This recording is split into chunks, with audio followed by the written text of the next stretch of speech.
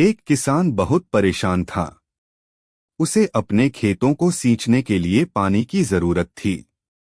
इसलिए वह कई दिनों से अपनी जमीन के आसपास किसी कुएं की तलाश कर रहा था। इसी तलाश में वह घूम ही रहा था कि अचानक उसे एक कुआं दिखा। यह कुआं उसके खेतों से बहुत नजदीक था, इसलिए किसान बहुत खुश हुआ। उसने सोचा कि अब उसकी परेशानी खत्म हो गई। यह सोचकर वह खुशी खुशी घर चला गया। अगले दिन वह पानी लेने कुएं पर पहुंचा।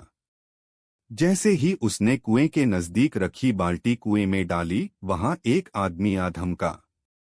वह किसान से बोला, यह कुआं मेरा है, तुम इससे पानी नहीं ले सकते। अगर तुम इस कुएं से पानी लेना चाहते हो तो तुम्हें इस कुएं को खरीदना होगा। यह बात सुनकर किसान कुछ देर रुका और फिर मन ही मन सोचने लगा कि अगर मैं इस कुएं को खरीद लूं तो मुझे कभी पानी की कमी नहीं होगी और न ही मुझे पानी के लिए इधर उधर भटकना पड़ेगा। फिर क्या था, दोनों के बीच एक रकम तय हुई। किसान के पास उतने पैसे तो थे नहीं, लेकिन वह यह मौका छोड़ना नहीं चाहता था। इसलिए किसान ने उस आदमी को अगले दिन वह रकम देने का वादा किया और घर की ओर चल दिया। किसान के लिए कुआं खरीदने का यह अच्छा मौका था, इसलिए वह इस काम में जरा भी देर नहीं करना चाहता था। घर पहुंचते ही उसने अपने करीबियों और दोस्तों से इस बारे में बात की और कुएं के लिए तय हुई रकम का इंतजाम करने में जुट गया। थोड़ी भागदौड़ और कोशिश के बाद आखिरकार उसने वह रकम जमा कर ली। अब वह पूरी तरह से निश्चिंत हो चुका था कि उसे कुआं खरीदने से कोई नहीं रोक सकता। जमा हुए पैसों को लेकर वह फिर घर चल दिया। उसे बड़ी बेसब्री से इंतजार था कि कब रात खत्म होगी और वह कुआं खरीदने जाएगा। इसी सोच में वह पूरी रात सो नहीं सका। अगले दिन सुबह होते ही वह कुआं खरीदने निकल पड़ा। उस आदमी के घर पहुंच किसान ने उसके हाथ पर पैसे रखे और कुएं को खरीद लिया। अब तो कुआं किसान का हो गया था, तो फिर उसने पानी निकालने में देर नहीं की। जैसे ही किसान ने कुएं से पानी निकालने के लिए बाल्टी उठाई, उस आदमी ने फिर बोला, ठहरो, तुम इस कुएं से पानी नहीं निकाल सकते हो। मैंने तुम्हें कुआं बेचा है, कुएं का पानी अभी भी मेरा है। किसान मायूस हो गया और न्याय के लिए राजा के दरबार में शिकायत करने पहुंच गया। मालूम है उस राजा का नाम क्या था? राजा अकबर। राजा अकबर ने उस किसान की पूरी कहानी सुनी और फिर उस आदमी को दरबार में बुलाया जिसने वह कुआं बेचा था। राजा का फरमान सुनते ही वह आदमी भागा भागा दरबार में हाजिर हो गया।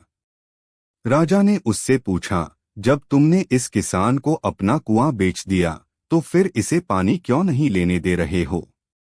आदमी बोला, महाराज, मैंने इसे केवल कुआं बेचा था, पानी नहीं।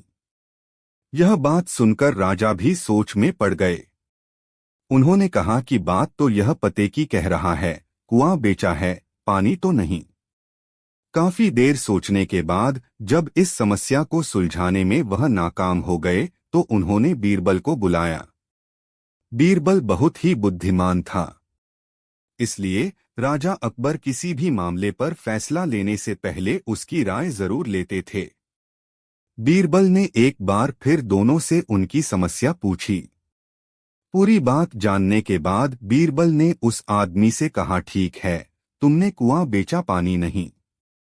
फिर तुम्हारा पानी किसान के कुएं में क्या कर रहा है? कुआं तुम्हारा नहीं है, फौरन अपने पानी को कुएं से बाहर निकालो। बीरबल का इतना कहते ही उस आदमी को समझ आ गया कि अब उसकी चालाकी किसी काम नहीं आने वाली। उसने राजा से फौरन माफी मांगी और माना कि कुएं के साथ उसके पानी पर भी किसान का पूरा अधिकार है। यह देखकर राजा अकबर ने बीरबल की बुद्धिमानी की तारीफ की और कुआं बेचने वाले आदमी पर धोखेबाजी के लिए जुर्माना लगाया। इस कहानी का मोरल यह है कि हमें अपने आप को दूसरे से अधिक चालाक नहीं समझना चाहिए। साथ ही धोखा देने की आदत से भी दूर रहना चाहिए, क्योंकि कोई ऐसा भी हो सकता है जो आपसे भी अधिक बुद्धि का इस्तेमाल करना जानता हो।